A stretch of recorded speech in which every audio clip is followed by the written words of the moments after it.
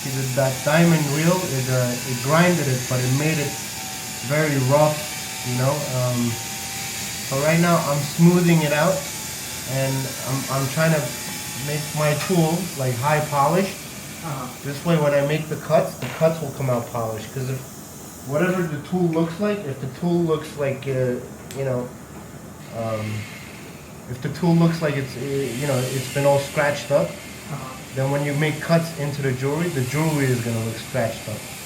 If the tool is high polished, then whatever you do on the jewelry, that's gonna be high polished too. You know. You see, this is the dangerous part of the job. You know, pushing the prongs on the stone. Because one little slip, I could either damage the piece or hurt myself. Called a ring clamp. Yeah. And this is called an engraver's ball. So that's what that is. This is like a vise. Like a what? It's a vise. It's a setter's vise. Okay. So basically, you know, you don't want to squeeze it too hard either, because then that can disfigure the ring. You gotta be like an engineer, you know?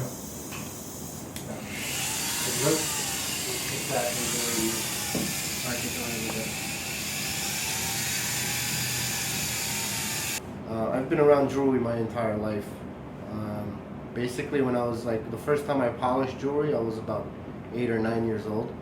And I used to go to my uncle's shop, and you know, my father would take me there summer times, you know, when school was out. And I would beg my uncle to teach me how to do things, you know. I always had an interest in jewelry, you know, making stuff, designing, you know, it's always been a passion of mine.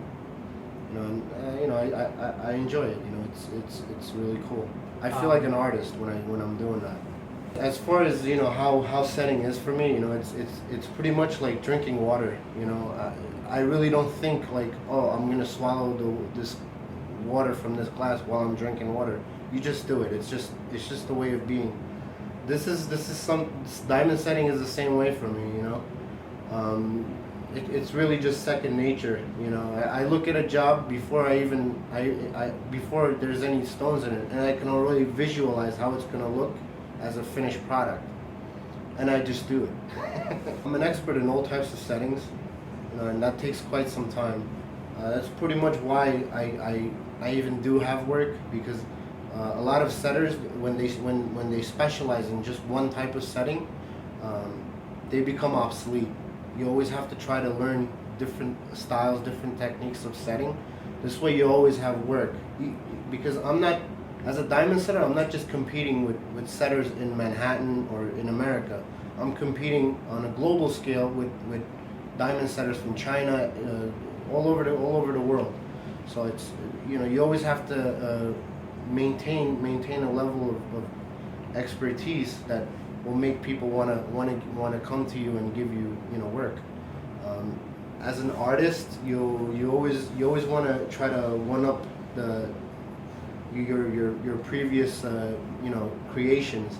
You never want to do things that are redundant. You always want to challenge yourself to try to elevate your performance in anything you do.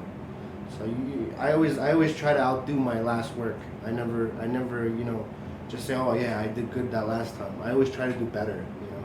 Diamond setting, I'll always do it, whether I do it as a hobby or I do it as a profession.